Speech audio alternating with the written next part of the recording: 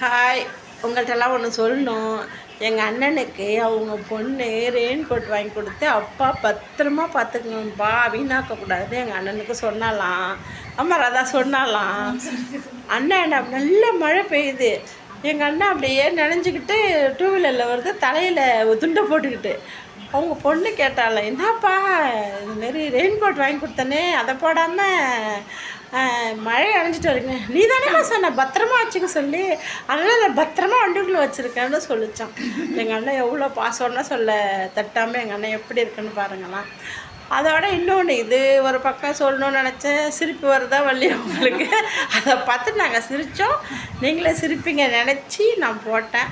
சிரிக்கிறவங்க சிரிச்சுக்குங்க, சிரிப்போம்னா விட்டுருங்க. அதுமாரி ஃபங்க்ஷனுக்கு ஹோட்டலுக்கெல்லாம் போனீங்கன்னா சாப்பிட்டுட்டு கையை மட்டும் கழுவிக்கிட்டு வாயை தொடச்சிக்கிட்டு வந்துடுங்க.